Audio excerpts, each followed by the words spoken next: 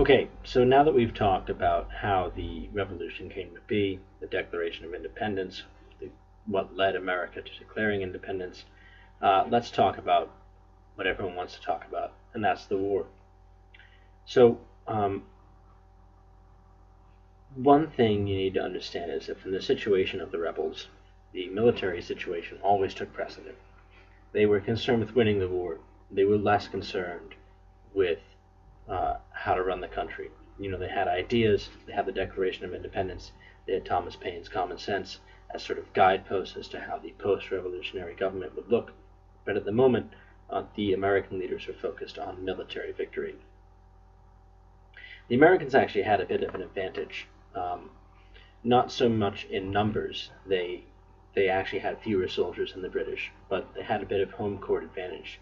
They knew the terrain. They knew the towns, the cities. They knew shortcuts. They knew which woods you could pass through, which woods you couldn't. They knew where they could resupply. They knew where they could hide.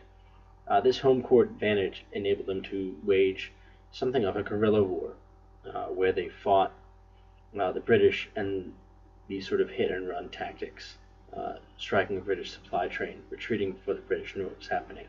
The same type of tactics that the French and Indians had used on the British in the French and Indian War.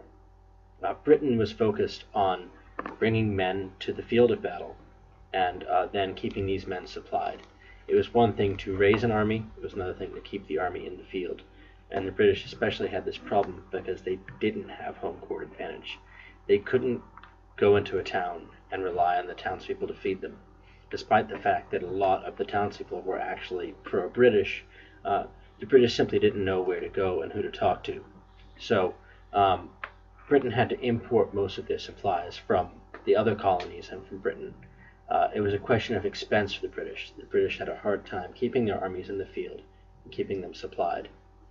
The British were also constantly fighting with a bit of their hands tied behind their back.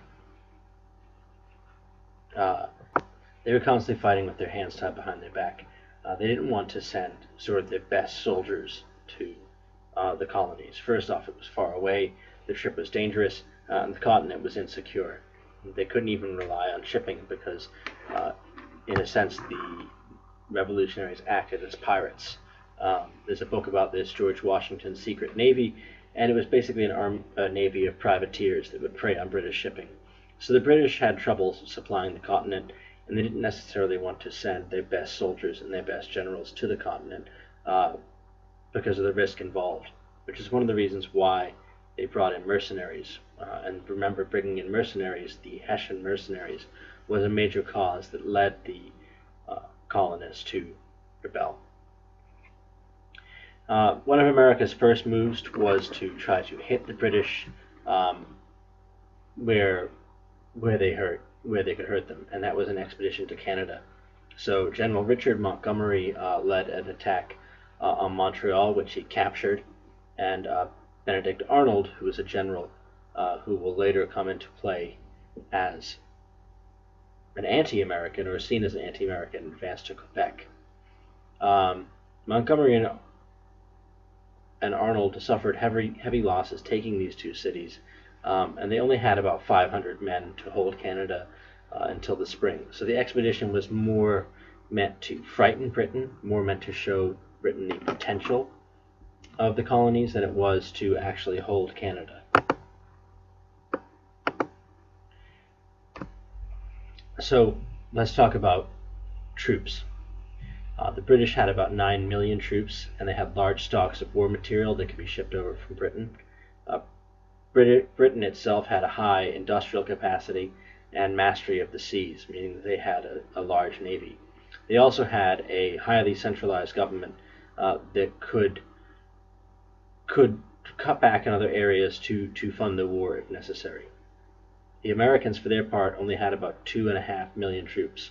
But most of these troops, like I said, were local recruits, people who were eager to fight for the cause, people who wanted to fight for independence, and people who knew the terrain and knew how to fight, whereas the British soldiers would have been mostly conscripts. There was some local manufacturing, but it was low industrial capacity. Americas had not yet really had an industrial revolution, where Britain had an industrial revolution.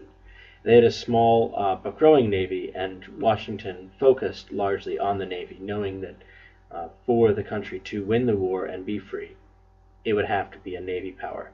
And again, like I said, this was government in the works. The government was not focused on being a government yet. It was focused on winning the war. The creation of government would come later. So if you break this down, it looks like Britain has the advantage, certainly on paper. But remember, America's main advantage is in the troops. These 2.5 million troops wanted independence. They were fighting for independence. These were motivated soldiers who knew the terrain, knew the ground, knew how to surprise the British, knew where to surprise the British, knew how to blend in when the attack was over. And these were mostly foreign troops, mostly brought in from Britain and other colonies, and mostly conscripts or mercenaries, people who were fighting for a check or for pay, not necessarily because they wanted to fight. America's main disadvantage was economic weakness. This was not yet an industrial economy. It wasn't yet a fully developed economy, and most of the economy had been focused around supplying tools, financial tools, and agricultural goods to the British Empire. Money and tools were in short supply, especially manufactured tools, because remember, there was very little manufacturing in the colonies. The colonies acted as suppliers of raw materials to Britain. A lot of George Washington's soldiers didn't even have guns. They had to fight with spears and tomahawks borrowed from the Indians or stolen from the Indians, especially later in the war when the supply issue became really acute. They also had no proper uniforms. They would show up and fight in whatever they had. And they had scattered military discipline. Some people were soldiers, some were just people fighting for a cause. But discipline didn't lack for zeal. A lot of the soldiers were very zealous about fighting for their cause. Washington had to construct an army whilst in the middle of a war with the materials and the men he had on the ground. He never really knew how to handle the supply problems. A lot of his supplies he took from the towns as he passed through them, largely, hey, we need food, you need to feed my men, or, we're going to burn your town down and take what we need. So the supply problems were not handled effectively, and a lot of the army's attempts to resupply itself rubbed the populace of the colonies the wrong way. Also, a few officers knew much about sanitation. Remember, this was the American elite, and most of them were the elite meant to blend in with British elite, not the elite in the terms of Washington being representative of the American elite.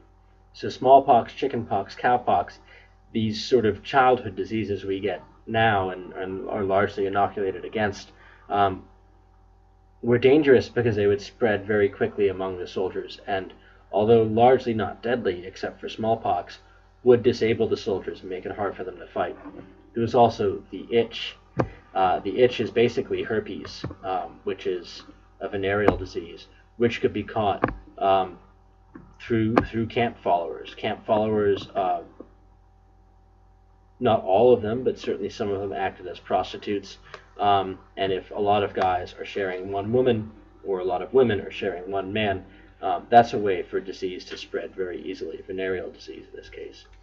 Another problem, soldiers passing through towns would often take advantage of the women there and spread or catch venereal disease from them.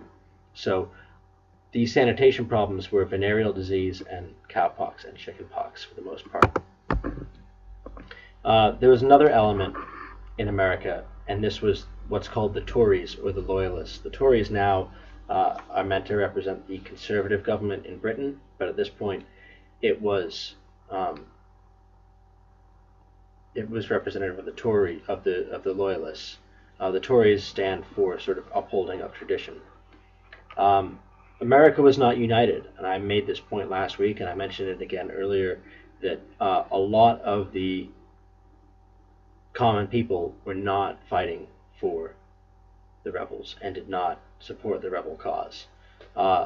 Even those who were actively say they weren't actively pro-British, they were very hesitant to take up arms against the British because they saw the rebellion as doomed. John Adams believed that about a third of the armies of the people in the colonies were patriots or supporters of the rebellion. About a third were actively pro-British, and about a third were on the side of basically whoever was winning at the moment. Later historians, modern-day historians, think that it was more about a fifth loyalists and two-fifths patriots, and the rest somewhere in between. It's hard to say. Certainly there was a large element, particularly among the common people, not necessarily the moneyed class, not necessarily the merchant class, but the common people, the farmers, who were loyalists and supported Britain and saw Britain as their leader. Remember, this is only a few years after the French and Indian War. But the Tories lacked organization. There was no firm Tory leader. There was no, famous Tory leader who was like, I'm going to lead, the loyalists who fight for the British. It wasn't an organized movement, unlike the Patriot leaders who were organized. So this led to bitter feelings and some sort of street fighting and bar fights and bar brawls, but largely the loyalists didn't really do anything. They would supply the British, they would support the British, but they didn't fight for the British. So the Tories weren't an organized force fighting for the British. It wasn't like people were grabbing arms and joining the British Army. There were a few, but largely this was sort of a private movement. Or, this town might be a Tory town, but the town next door might be a Patriot town, and the town next door might basically be, whatever, and whoever showed up, they'd get behind. I'm going to pause here, and we'll finish this lecture in the next video. Due to Screencast-O-Matic, I have to make these videos only about 10 minutes long.